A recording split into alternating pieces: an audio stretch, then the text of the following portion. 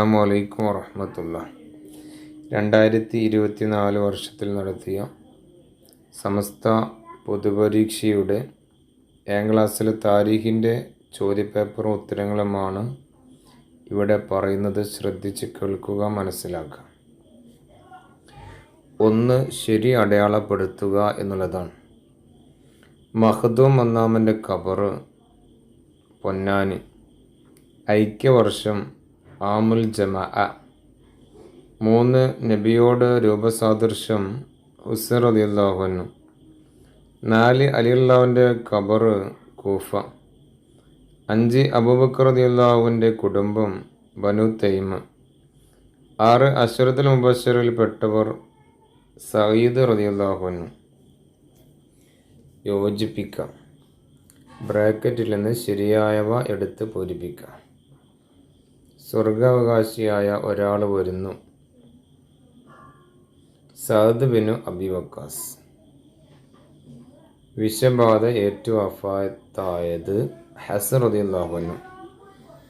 3. സഈദ് റളിയല്ലാഹു അൻഹു വഫാത്തായ സ്ഥലം അക്കീഖ്.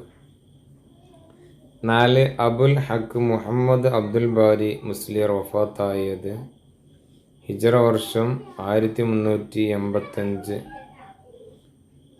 5. സൈനുദ്ദീൻ മഖ്ദൂം ഒന്നാമൻ ജനിച്ചത് കൊച്ചി.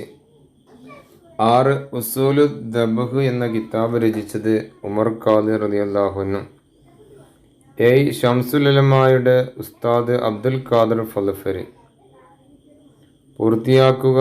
1. തൊളിരിക്കുന്ന കുട്ടിയെ സ്നേഹത്തോടെ തലോടി നബി സല്ലല്ലാഹു അലൈഹി വസല്ലം പറഞ്ഞു, അല്ലാഹുമ്മ ഇന്നി ഉഹിബ്ബുഹു ഫഅഹിബ്ബഹു. 2. അല്ലാഹു എനിക്ക് നീ നിഷേധിച്ച ഈ ഖൈർ എൻ്റെ മകൻ സഈദിന് നീ നിഷേധിക്കരുത്. 3. മാലിക് ബിൻ ഹബീബും കുടുംബവും കൊല്ലത്തേക്ക് പോവുകയും അവിടെ ഒരു പള്ളി സ്ഥാപിക്കുകയും ചെയ്തു. 4. കേരളം കണ്ട ഏറ്റവും വലിയ ഡാഷ് ആത്മീയ നേതാവും സാമൂഹ്യ പരിഷ്കർത്താവുമായിരുന്നു മമ്പറം തങ്ങൾ.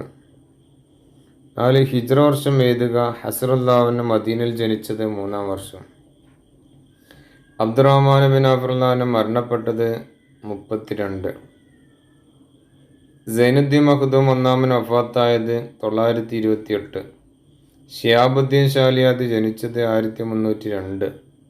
മമ്പറം തങ്ങൾ ജനിച്ചത് 1166. ജമൽ യുദ്ധം നടന്നത് 36.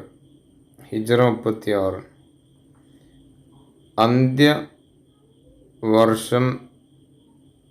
അന്ത്യവിശ്രമം എവിടെ? 1. അബൂബക്കർ റളിയല്ലാഹു അൻഹു വഫാത്തായത് ഹുജ്റത്ത് ഷരീഫ. തൽഅ റളിയല്ലാഹു അൻഹു ബസറ.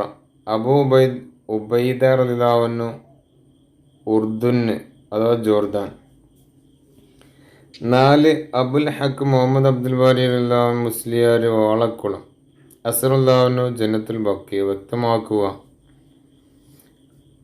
ഔറംഗസീബ് ആലംഗീരിയുടെ വ്യക്തിഗുണങ്ങൾ.